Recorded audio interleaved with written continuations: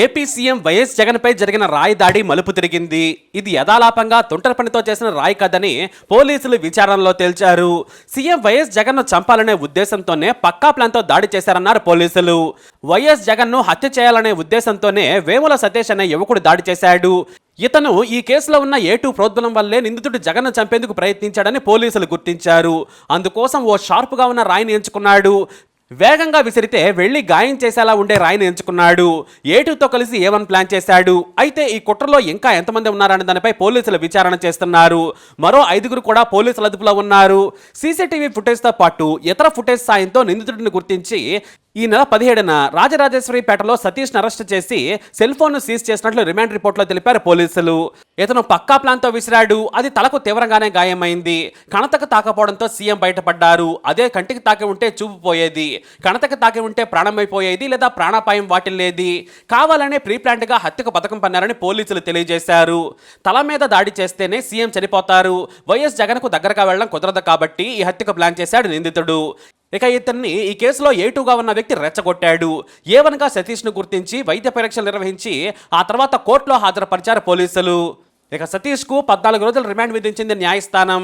ఈ విషయాలను పోలీసులు రిమాండ్ రిపోర్ట్లో పేర్కొన్నారు. రాయి విసిరితే కొంత మొత్తాన్ని కూడా చెల్లిస్తానని చెప్పడంతో సతీష్ రాయి విసిరినట్లు విచారణలో స్పష్టం చేశారు.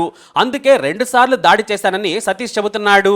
మొదట డాబా కుట్టు సెంటర్లో రాయి దాడి చేసినా అది తగలకపోవడంతో తర్వాత వివేకానంద స్కూల్ వద్ద రాయి విసిరానని సతీష్ విచారణలో చెప్పాడు. కానీ ఆ తర్వాత దుర్గారావుకు ఫోన్ చేస్తే మొదటిసారి స్పందించలేదని, రెండోసారి ఫోన్ చేస్తే స్విచ్ ఆఫ్ చేసుకున్నాడని సతీష్ విచారణలో వెల్లడించారని పోలీసులు తెలియజేశారు.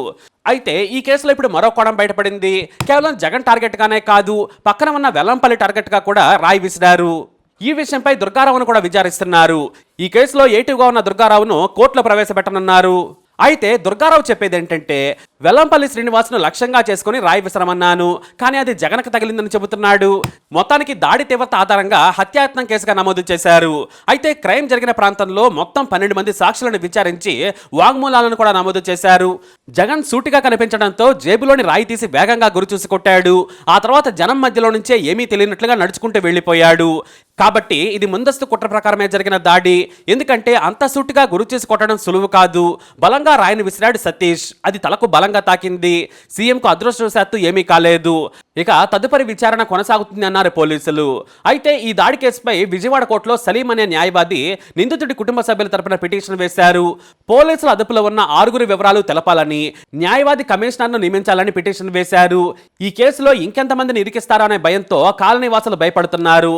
కొందరు ఇతర ప్రాంతాలకు వెళ్లిపోతున్నారు. 2-3 వీధుల్లో జనమే కనిపించడం లేదు. ఆ కాలనీవాసులు భయపడుతున్నారని, అనుమానితుల వివరాలు తెలపాలని లాయర్ సలీం పిటిషన్ దాఖలు చేశారు. అలాగే కోర్టులో సతీష్ రాయి విసిరాడన్న కారణంతో అతనిపై 307 కింద కేసు నమోదు చేయడాన్ని అతని లాయర్ సలీం తప్పుబట్టారు. రాయి విసిరితేనే హత్యాయత్నం కేసు పెడతారని ప్రశ్నించారు. కానీ హత్య చేయాలన్న లక్ష్యంతో అతను ఉద్దేశపూర్వకంగా దాడి చేశారన్న ప్రభుత్వ లాయర్ల వాదనతో కోర్టు ఏకీభవించింది. 100 మంది అనుమానితులతో పాటు మరికొందరిని విచారించి సమగ్ర సమాచారం సేకరించిన తర్వాత వేముల సతీష్ కుమార్ని అరెస్ట్ చేసినట్టు తెలిపారు పోలీసులు.